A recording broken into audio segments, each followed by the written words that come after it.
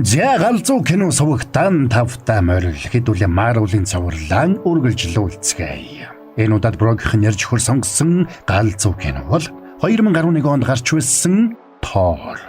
Гадаад хэлэндээ муу буруу тэгээд нэр усын буруу зөв хэлсэн бол та нар баныг ойлгоод уучлахыг бодоорой. За тэгээд Marvel-ыг хүлээж авсан хүмүүсийг нэх удаан хүлээлгээгүй гэж найдаа. Энэ галзуу киног та нарт ярьж өгөхөд дуарын хамтрагчаар сэтгэл зүйн сорилт бүхий Realist Escape Room-ээр иргэн ирэлт хийж байгаа Quizlab Mongolia болон галзуу гоё амттай Sushi хүргэлтийн үйлчилгээ хамтран ажиллаж байна. Лайк саба харамгүй дарж байгаа та нартай баярлж байгаа шүү. Дараагүй хүмүүс байх юм бол subscribe гэдэг дээр дараад тэрийг дардсан бол лайк гэдэг дээр нь дарчихад л тэгэл болоо явчихж байгаа юм шүү. За кино тайлбартаа хэдүүлээ орцгоё.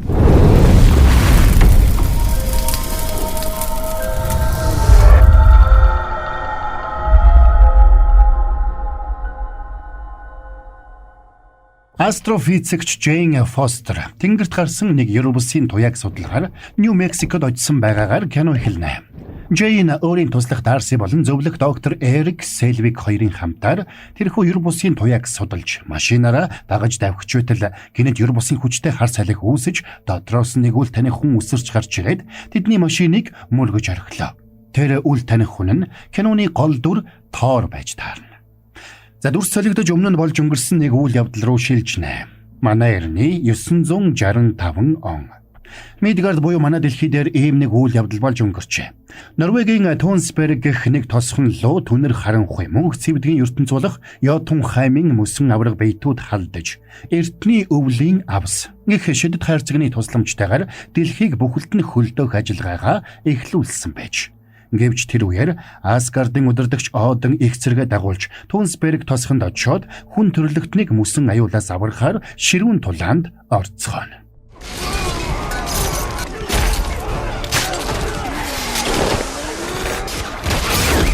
Хүн төрлөختөн энэ аюулын өдөөс ганцаараа зогсох ёсгүй. За ингээд мөсөн аврах бэйтүүдийн толгойлогч ялагдаж тэдний хүч чадлын их сурвалж болсон эртний өвлийн авсыг Один булааж аваад Асгард руу авч явсан байж. Би том болоод хаан болохоор мангасуудыг бүгдийг нэгийг үлдээлгүй устгана. Ухаалаг хаан хизээж дайнд тэмүүлэх ёсгүй. Гэхдээ дайнд хизээд бэлэн байх ёстой. Один хаан хоёр хүүтэй байж. Thor бол Один хааны төрсөн хүү. Хаан ширээг нь залгамжлах хууль ёсны залгамжлагч байсан бол Локи өргөмөлхүү байлаа. Один хаан Локигийн жинхэнэ гарал угсааг чандлан нууцалдаг байж. Хэдийгээр Один хаан Локи Thor хоёрт яг адилхан хандахыг хичээдэг байсан ч Thor нэгэнд өөрийнх нь төрсөн хүү хууль ёсны залгамжлагч учраас Thor-ыг Локигоос илүү үзэж байгаа мэт сэтгэгдэл бүгдэд төрдөг байна. Цаг хугацаа өнгөрч Thor эцгийнхээ хаан сэмтий залрах өдөр ойртжээ. Асгардын ард иргэд тэр өдрийг баяртайгаар хүлээцгэж байлаа. Гэвч энэ чухал өдөр болохын өмнөхөн нэг үйл явдал болно. Асгардын зэвсгийн агуулгад мөсөн авраг бэйтүүд нэвтэрч тэнд хадгалагдж байсан эртний өвлийн авсыг хулгайлж явахаар завджээ. Гэвч устгагч нэртэй авраг том төмөр хамгаалагч тэдний замд нь саадуулж эртний өвлийн авсыг хулгайлахад саадуулна. Йотунчууд энэ үйлдэлийнхээ төлөөсийг төлөх ёстой. Тэд амь насаараа төлсөн биш шүү. Хэрвээ мөсөн авраг бэйтнүүд тэнд байсан шүтэнүүдээс ядаж нэгийг хулгайлсан байсан бол тэд хулгайлж чадаагүй штэ. Тэгвэл би ядаж яагаад гэдгийг мэдхийг хүсэж байна. Чи тэгээд ямар алхам хийх юм? Өмнөх шиг Йотунхайм руу дайрах уу? Тэдний хэр хол явсныг бид харлаа. Асгардын хааны хувьд би гэхдээ чи хаан биш. Ууралсан Thor ширээ хөмөрнө. Яг одоо миний дэргэд байх нь ухаалаг алхам биш шүү дүү минь. Уг нь энэ өдөр миний яруу алдрын өдөр байх ёстой байсан юм. Дараа нь Thor өргөндөө ирээд найзуудтайгаа уулзаж бодож байгаа бүхнээ уудлан ярина. Тэнд Thor-ийн дотны найзууд болох Sif, Дайчин 3 буюу Хогун, Фандрал, Волстагнер байлаа. Thor энэ үеэр найзуудтай хамтдаа хэрхэн мөр зэрэгцэн тулалдаж, агуу ялалтуудыг байгуулж байснаа сануулж, тэр бүх тулаан дунд Thor найзуудыгаа үргэлж өөртөөгөө энэ тэнцүү үзэж ирсэн тухайгаа хэлдэг. Тэгээд өнөөдрийн энэ адгийн доромжлолд ямар ч хариу өгөхгүй дуугүй өнгөрөх нь зүйд нийцэх хэсгийг тэднээс асуулаа. Тэгээд өөрийнх нь яруу алдрын өдрийг сүйтгэснийхэн төлөө Йотунхаймынхнаас өшөөгөө авахар шийдсэн гэдгээ хэлэхэд найзууд нь доромжхон зөвшөөрч арга буюу Thor-ыг дагаад Йотунхайм руу явцгаахаар болдог. Тэгээд тэд ертөнц хооронд аялуулагч Bifrost гэх шидэт төхөөрөмж рүү очицгооно. Bifrostын үүдийг Heimdall гэгч шидэд дайчин хамгаалдаг. Одын хаанд хязгааргүй үнэнч тэр Hofund гэх шидэд ил дээрээ Bifrostын үүдийг нээж ертөнц хооронд зорчигчдыг илгээдэг байна. Бидний эргэж ирэх хүртэл биднийг хаашаа явсныг хүнд ч хэлж болохгүй шүү. Та нар иргэн ирэхдээ Asgard-д аюул учруулах ямар нэг зүйлийг дагуулж ирвэл Bifrost та нарын өмнө нээгдэхгүй гэдгийг сануулъя.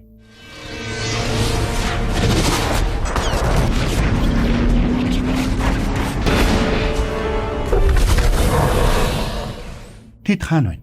Нуугж байгаа үз. Хулчгрууд үргэлж нуугддаг шүү дээ. Чи үхэх гэж их хол газар иржээ. Танайхан яаж Asgard-д нэвтэрсэн юм бэ? Чиний эцэг бол алуурчин, бас хулгайч. Бодолтой байгаарай. Иргэн тойрныхаар. Тэд тоогоор хавгүй илүү байна шүү дээ. Байраа мэдэж яраарай дүү минь. Гэрлүүгээ буц, бяцхан гүнжээ. Новш гэж.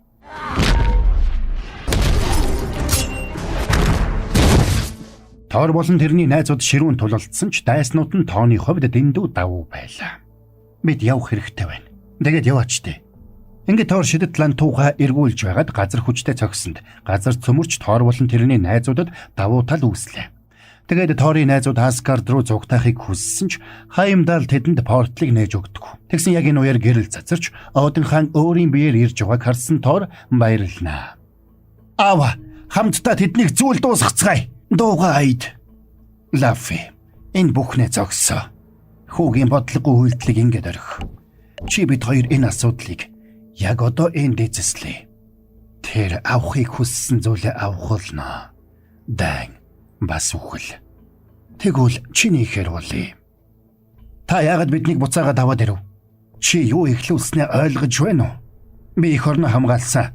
Ятунчууд танаас имээдэг байсан шиг надаас ч бас имэж сурах ёстой. Энэ бол манлайлал биш. Хоосон бардамнал. Миний чамд заасан бүхнийг чи мартаа юу? Дайчин хүний төвчээрийн талаар чамд би юу гэж сургалаа? Таныг төвчээд суучвах оронд 9 улс даяараа биднийг шоолж байна. Таныг энд зогсоод хоосон ярьж байхад чинь Asgard бидний нүдэн дээр нуран унж байна. Чи бол хэндэж хэрэггүй, уучраа мэдэхгүй жаал. Харин та бол тэнэг хөгшин зүнэг. Чамайг би бэлэн гэж бодсон. Гэхдээ тийм биш байж. Чи энэ улсыг захирах ёсгүй хүн байна. Би чамаас цол гуншин хүч чадлыг хураан авч байна. Энэ лантууг баригч хинч вэ? Хэрв энэ лантууг барих зохистой нэгэн байхавас тэр хүн тоорын хүч чадлыг эзэмших болно. Ингээд тоорын алх Mjolnir-ыг Одон дэлхий рүү шидсэнд Нью Мексико мужийн цөл дундаг. Дүр солигдоход имлэгт хүргэгдсэн мэн тоор ухаан орч Mjolnir алх нь байхгүй байгааг мэдээд уурлнаа. Jane Eric Darcy 3 тоортой анх тарахтаа тэрний байга байдлыг шинжилж сэтгцийн хувьд эрүүл биш хүн гэж дүгнсэн байж.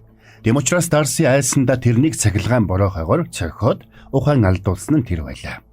Сэргсэн даруйдаа ухсхийн босч явахыг завдсан тоорыг эмнэлгийн ажилтнууд ч арай ядан тогтооно. Энэ үеэр нэг юр бусын алх тэнгэрээс унсан тухай мэдээ Нью Мексико даяар тархсан байлаа. Хэдийгээр тэр хавийн хүмүүс алхахыг авах гэж янз бүрээр үдсэн ч хинч байрнаас нь хөдөлгөж чадаагүй байна. Харин энэ тухай мэдээг Shield-ын агент Phil Coulson хүлээж аваад багийнхаа хамтаар тэр газарт яаралтай хурж ирж. Эрхмэ, бид олчлоо. Тоор эмнэлгийн ажилтнууд болон хамгаалтын ажилтнуудыг авч шидээд эмнэлгээс гарах гэж байдгаараа хичээж байсан учраас цаадуул нь арга бараа тэрэнд нойр суулгах тариа тарилаа. Ингээд тэндээс хүчээр гарах боломжгүй гэдгээ ойлгосон Тоор эмнэлгээс сэмхэн оргосон ч тохиолдлоор тэндээс машинтайгаа гарч явсан Jane Eric Darcy 3-ын машинд мөргүүлээд ухаан алдаж ундаг. Гэхдээ энэ удаад 3 эрдэмтэн Тоорыг урьд шөнийн юр бусын соронзон шуургын төвд байсныг ойлгож тэрнийг оффстаа авчираад зарим нэг зүйлсийг асууж тодруулахаар шийдсэн байж. Уучлаарай. Энд бие минь улам сулраад байх юм. Надад тэжээл хэрэгтэй байна. Энэ үеэр Тоорын найзууд болж өнгөрсөн бүхний талаар ярилцаж байлаа. Ядаж л тэр үхээг үцөлөгдсөн. Бидний тийшээ явсныг Одон мдээгүй бол ийм зүйл болохгүй байх байлаа. Бидний тийшээ явсныг тэр яаж мэдсэн бол?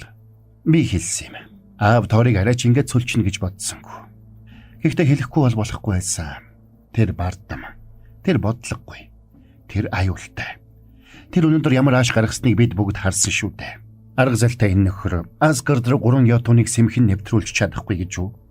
Ман Локигийн хувьд Тоорыг цөлөгтөхөд хүргэх бүх ажлыг нууцаар зохион байгуулсан байсан байна. Нэгэнд Тоор цөлөгдсөн учраас Asgard-ийн хаан ширээнд Локи суухан цаг хугацааны л асуудал болж. Гэвч тэрэнд үүнээс илүү санаа зовох нэг асуудал байна. Локиг Йотунхаймд тулдаж байхад нэг мөсөн авраг бийт тэрний гарт хүрсэн боловч тэрний мөсний хүч Локид нөлөөлөхгүй байгааг тэр анзаарсан байлаа. Тиймээс тэр дотроо төрсэн эргэлзээг тайлахын тулд Асгардын нууц агуулгад хадгалагдж байгаа эртний өвлийн авсыг гартаа оруулахар шийджээ. Ингээд Локиг Йотунхаймын эртний шидэт шүтээний гартаа барай зогсож байх тэр үед Одны дуу ард нь гарлаа. Би хийм бэ? Чи бол миний хүү. Энэс өөр хэлэх зүйл байхгүй юу? Тулааны дараа би сүмд очиод тэндээс нэг бяцхан хүүг олсон. Лавфигийн хүү. Яагаад? Чи ямар ч гим зэмгүй бяцхан хүү байсан. Та намайг зоригтойгоор энд авчирсан. Тэр зориг чинь юу юм бэ? Надад хэлээд өгөөч. Чи бол миний хүү. Хэдийгээр Одон Локиг үргэж авахдаа хожим нь хоёр улсын хооронд инх таймныг тогтооно гэж найдаж байсан ч Локинийг нь ямар нэг харгас тоглоом мэтэр хүлээж авчээ. Та өнгөрсөн бүх хугацаанд Торыг илүүд үзэж байснаа одоо гин тухайн ороо юу? Та Асгардын сэнтид хизээч мөсөн авраг хүний хүүг суулгахгүй анханасаа тодорхой байсан биз дээ. Локигийн энэ бүх хатуу үгс Одонд маш хүнд туссан учраас биеийн тааруу байсан тэр ордны шатан дээр ухаан алдаж унлаа. Энийг харсан Локи сандарч тусламж дуудан хашгирна. Хамгаалагчтай. Ой, туслаарай. Ингээд Тор цөлөгдөж, Одон хаан хэвтэрт орсон учраас Асгардын хаан сэнтид Локи хууль ёсоор заларна. Энэ үеэр дэлхийд ирсэн Тор хуучин зангаа тавихгүй хүмүүсийн өмнө дахин эвгүй байдалд орсоор байлаа. Энэ ундаа надад таалагдж байна. Дахиад нэгийг авчир. Ингэж явахдаа Тор тэндээс холгоохон нэг нууцлаг алах, газарт унсан болохыг, тэр алхыг хинж хөдөлгөж чадахгүй байгааг сонсоод тэр алах Мьёлнир гэдэгт итгэлтэй байсан учраас шууд л тийшээ явахаар шийддэг. За sorry, бүрэн гэсник 2 реклам алгадаад. Дугаарыг хамтрагчаар ажиллаж байгаа сүши хүргэлтийн үйлчилгээ нь гэртээ, ажил дээр, баяр ёслол дээр гээд хаанч байсан шинэхэн амттай сүшигээ хүргээд л өгчих юм байна. Эмнэлэгт хэвтэж байгаа найздаа төрсөн өдрийн эзэнд эсвэл хайртай хүндээ гинтийн амттай бэлэг барих. За бас баяр ёслол, найз нөхдийн уулзалт эсвэл зүгээр л идмээр байна гэж бодсон тэр мөчтөө яг үлээ залгаад захиалаад л болоо. Галзуу амттай сүши яг цагтаа очно гэж байгаа. Сүши хүргэлтийн үйлчилгээ. Заман дугаарыг хамтрагчаар ажиллаж байгаа Quiz Lab нь The Nun аимшигын киноноос сэтвэлсэн survival horror төрлийн шинэ escape room-ыг нээжээ. Итгэл алдвал сүнсэж алдна. Итгэл чинь чамайг аврах уу эсвэл устгах уу? Quiz Lab. За, тайлбарт эргээд орцгоё. Тэр Жейнээс өөрийг нь тийшээ хүргэж өгөхийг гуйсан ч Эрик тэрэнд туслахтаа итгэлгүй байлаа. Ингээд дараагүй байдалд орсон Тор ганцаараа явхаар шийдэж, явхаас өмнө Жейний гарыг үнсэж салах ёс хийхэд Жейнд энэ нь гүн сэтгэгдэл төрүүллээ. Уучлаарай. Бид энэ тал дээр тусалж чадахгүй. Тэгвэл энд хүрээд салах ёс хийцгээе. Тэгсэн Торыг явсан хойгоор Фил Коулсон өөрийн хүмүүстэйгээ Жейний офс дээрээд тэрний судалгааны ажлуудыг бүгдийг нь хураагаад авч явдаг. Жейн эсэргүүцэх гэж оролдоно. Тэгсэн Фил бид нөхөн төлбөр төлөх болно. Гэхдээ Жейн миний ажил мөнгнөөс чинь илүү үнэтэй гэж хэлсэн ч цаатхан тоосонгүй. Хамтран ажилласанд тань баярлалаа. Нөөц материалыг яасан бэ? Тэд нөөц материалыг хүртэл аваад явчлаа. Эднэр ер нь яг ямар учиртай хүмүүс юм бэ? Би нэг найзтайгаа холбогдоотыг. Иймэрхүү хүмүүсийн талаар мэдээлэл сайтай хүн. За энэ үед Асгардд. Бүхний эцэг минь, тантай яаралтай зөвлөлдөх зүйл байна. Найзууд минь, аавыг дахиж ухаан орохгүй болов уу гэж хатан ээж маань хэлсэн. Тиймээс тэр яаралтай асуудлаа надтай ярилцаж болно. Таныг Торыг цөлсөн шийдвэрээ эргэж харна уу гэж хүсэх байна. Би хаан болсон эхний зарилгаар өмнөх хааны шийдвэрийг хүчингү болгож болохгүй. Асгард тогтвортой байдал хэрэгтэй. Бид Йотунхаймтай дайны ирмэг дээр ирээд байна. Тиймээс бид Асгардын сайн сайхны төлөө бүгд хамтдаа нэг хүмэд зогсох учиртай. Эрхэм дээдсэ, та шийдвэрээ эргэж нэг харуул яасан юм бэ? Бид ярьж дууссан. Энэ үеэр Мьёлнирыг олж авахар сэтгэл шулуутсан Тор өөрийг нь Мьёлнир дээр хүргэх унаа хайж яваад нэг амтны дэлгүүрт оччихсан явж байлаа. Манад морь байхгүй, зөвхөн муур нохоо шуул байгаа. Тэгвэл тэднээс унж болохоор томхон шигээс нэгийг өгөх. Аз болоход Жейн Торыг ингэж бодолж явахдаа таарч тэрнийг дөхүүлж өгөхөр болно. Учир нь Жейн Торын тусламжтайгаар хураалгасан баримт бичгүүдэд буцааж авахыг хүсэж байлаа. Би өмнө нь иймэрхүү зүйл хийж байгаагүй л дээ. Гэхдээ угаасаа надад одоо алдаад байх зүйл байхгүй болсон. Зарим нөгөө талд Локи ээжтэйгээ уулзаад цаашид хэрхэх талаараа ярилцаж байна. Энэ нууцыг хэр удаан хадгалах байсан бол аав чинь чамайг бусдаас өөр гэж бодохгүй гэж болгоомжуулсандоо л энэ нууцыг чамаас нуусан юм шүү. Аавыг чинь хийж байгаа алхам бүр цаана зоригтой байдаг гэдгийг санаарай. Жэйн Тор хоёрыг Мьёлнир дээр ирэхэд Шилдийнхэн тэнд жижиг судалгааны төв байгуулж тэр хавийг бүхэлд нь өндөржүүлсэн хамгаалалтад авчихсан байлаа. Гэвч Мьёлнирыг холоос харж таньсан Тор сэтгэл хөдлөлтөд автаж тэр байгууламж руу шууд дайрч ордог.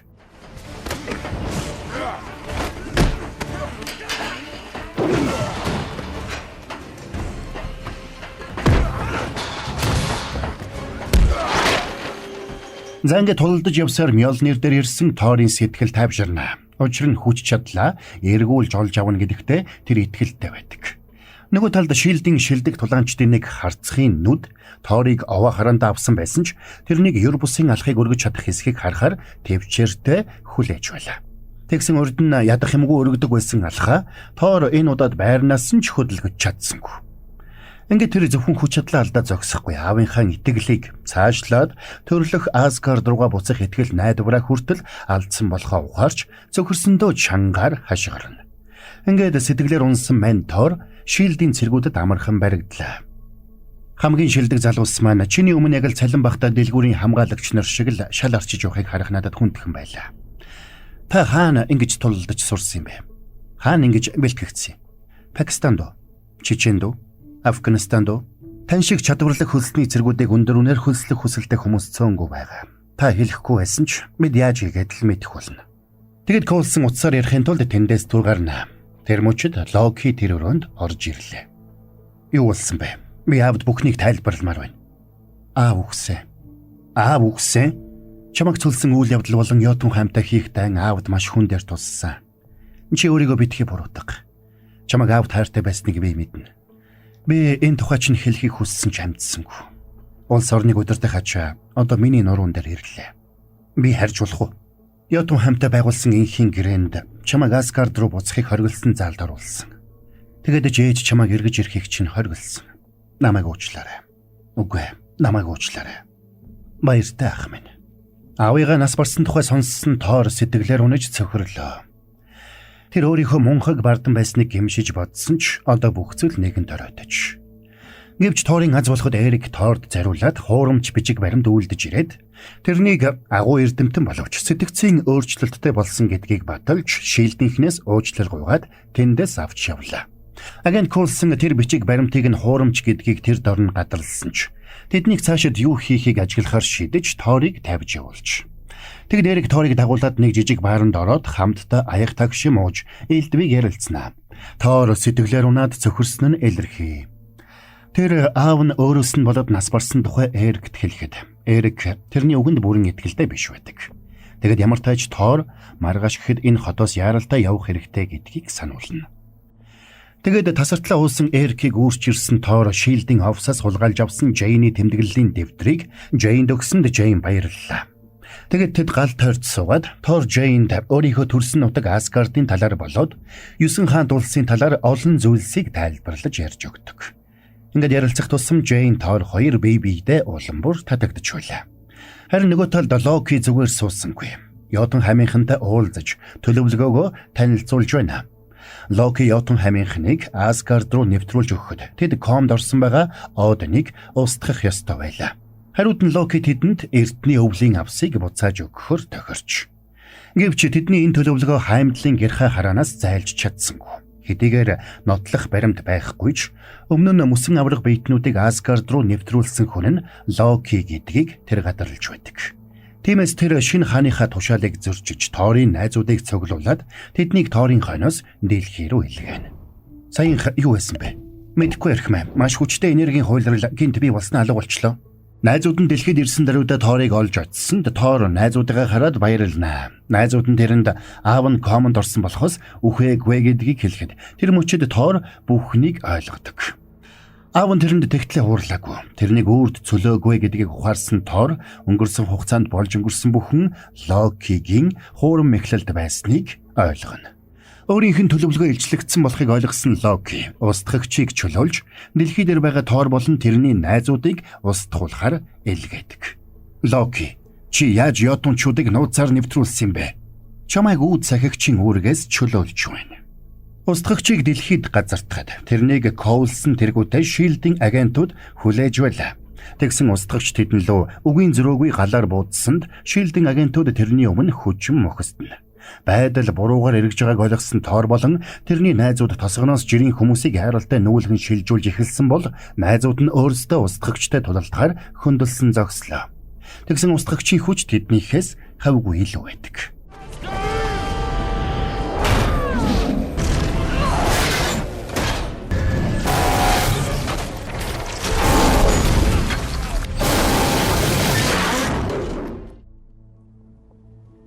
Дүүмэн би чамайг гомдохоор юу ч хийсэн байлаа гэсэн. Тэр бүхнийхээ төлөө чин сэтгэлээсээ уучлал гуйж байна.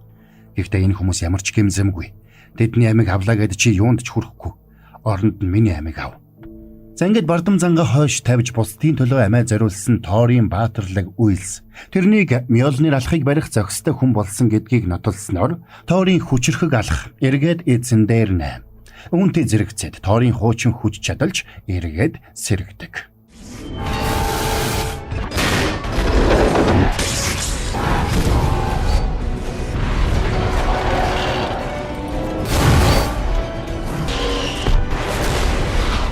Асгард аюулд орсныг ойлгосон Тор найзуудынхаа хамтаар Асгард руу буцахыг хүссэн ч Локи Хаймдалыг хөлдөөцсөн учраас тэд нутаг буцах аргагүй болжээ. Гэвч Хаймдал эцсийн хүчээ шавхаж мөсөн бүрхүүлийг хаг цохиж гарч ирээд Тор болон тэрний найзуудыг Асгардад авчирлаа. Торыг Асгард руу буцахын өмнө Джейн тэрнийг үнсэж сэтгэлдээ болсон гэдгээ хэлсэн бол Торч заавал эргэж ирнэ гэж амладаг. За тэднийг ирэхэд мөсөн авраг бэйднүүд аль хэдийн Асгардад ирчихсэн байлаа. Тэдний толгойлогч Лауфи Одны өргөөнд ирээд Локид тохирсон ёсоор ухаангүй хэвтэж байсан Одныг алахыг завдсан ч Локи амжиж тэрнийг зогсооно. Торч тэнд амжиж очоод Локид туллаа. Гэвч Локи Тортой тулдахыг хүссэнгүй. Учир нь Локигийн төлөвлөгөө Торийн тооцоолсноос тийсүр байлаа. Локи Одныг алах гэсэн оролдлого дээр нь төрөлж Йотунчуудыг буруутгаад үр дүнд нь Йотун хаймолсыг бүхэлд нь устгахаар төлөвлөсөн байж. Тиймээс Локи Байфростыг аимшигтай зэвсэг болгож ашиглаад Йотун хаймыг устгаж эхэлдэг. Чи яагаад ийм зүйл хийж байгаа юм? Аав Дориго хаан Синтэд суух зохистой хүү гэдгээ нотлохын тулд. Тэглээгээд чи бүтэн улсыг устгаж болохгүй штэ. Яагаад болохгүй гэж? Чи тэднийг улаан гараараа алж чадах байсан шүү дээ. Би өөрчлөгдсөн. Би ч бас надтай тулалд. Би чамтай тулалдахгүй дүүмэн. Би чиний дүү биш. Хизээч тийм байгаагүй. Локи чи зүгээр л ууртай байна. Энэ зүгээр л уур гэж юу? Альвэ дэлхий дээр чамд юу тохиолдов? Чи хитрхи зөөлөн болж тэр эмэгтэйгээс болсон л гэж битгий хэлээрэй дээ. Тэрнээс олжээ. Энийг дуусгачаад би өөрөө очно. Ингээд мань хоёр ширүүн тулалдана. Локи хүчээрээ Торыг дийлэхгүй ч хамаагүй илүү арга зайлтай байлаа. Гэвч эцсийн мөчөд Тор ялж тэрнийг Мьёлнир алахаараа дарж орхиод хүчээ аваад дээд цэгтээ тулсан Байфростыг зогсоохоор урагшллаа. Гэвч энэ байдлаар Байфростыг зогсоож чадахгүй гэдгээ удалгүй ойлгосон Тор Мьёлнирийг шүүрч аваад Байфростын гүрийг эвдэж эхэлдэг. Торыг арай ийм зүйл хийн гэж бодоогүй Локи энэнд нь цожирдно. Чи чинь юу хийгээд байна? Намайг уучлаарай, Джейн. Ингээд Байфрост гүр нурахад Локи Тор хоёр гүртэй хамт унах шахсан ч энэ үеэр ухаан орсон Одн амжиж ирлээ. Гэвч тэр Торын амийг аварсан ч Локиг тавьж явуулдаг. За ингээд Асгардд эргээд инх тавин тогтоход Одн Торыг дуудаж хаан ширээхэн залгамжлах цаг нь ирсэн гэдгийг хэлнэ. Гэвч Тор энэ үгийг урдийнх шигээ хүлээж авсангүй. Тэр ганц дүүгээ алдсандаа бас дэлхий рүү буцах боломжгүй болсондоо гонигтай байлаа. Нөгөө тэгвэр болж өнгөрсөн үйл явдлууд тэрнийг илүү даруй болгожээ. Тиймээс тэр аав шигээ хүчрхэг ухаалаг болоход дахиад их цаг хугацаа хэрэгтэй байгаа гэдгийг хүлээн зөвшөөрдөг.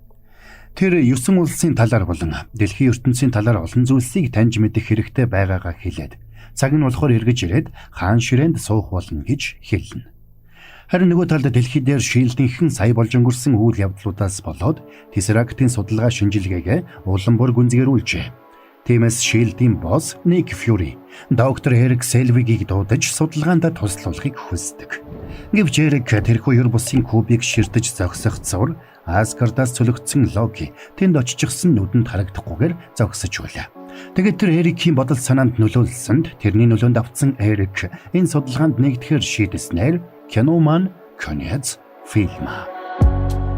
За, энд хүрээд энэ галзуу киноны тайлбар маань дуусч байна. Торыг анх үзээд нэг тийм гүндүүгүү хээгүү гар шиг санагдж байж үлээ. Одоо ч гэсэн тийм л санагдаж байна. Та нарт маань ямар санагддсан байгаа? Надад юм Брогийнхэн тайлбар ойлгомжтой байж таалагдсан гэж найдаа таалагдсан бол та нар маань Торыг хэдэн удаа үзэж байснаа комментоор хуваалцаарай. За тэгээд энэ галзуу сонирхолтой киног та нарт ярьж өгөхөд дугаарын хамтрагчаар Суши хүргэлтийн үйлчилгээ хамтран ажиллаа. Суши хүргэлтийн үйлчилгээ нь гэртээ, ажил дээр, баяр ёслол дээр гээд хаанч байсан шинэхэн амттай сушигээ хүргээд л өгчих юм байна. Эмнэлэгт хэвтэж байгаа найздаа төрсөн өдрийн эзэнд эсвэл хайртай хүндээ гинтийн амттай бэлэг барих. За бас баяр ёслол, найз нөхдийн уулзалт эсвэл зүгээр л идмээр байна гэж бодсон тэр мөчтөө яах вэ? Залгаад захиалаад л болоо. Галзуу амттай суши яг цагтаа очно гэж байгаа. Суши хүргэлтийн үйлчилгээ. Замун дугаарын хамтрагчаар сэтгэл зүйн сорилт бүхий Realist Escape Room-уудтай Quest Lab Mongolia хамтран ажиллаа. Quest Lab нь Тэнан аимшигын киноноос сэдвэлсэн survival horror төрлийн шинэ escape room-ыг нээжээ. Итгэлээ алдвал сүнсээ чалтна. Итгэлчин чамайг аврах уу? Эсвэл устгах уу? Quest Lab.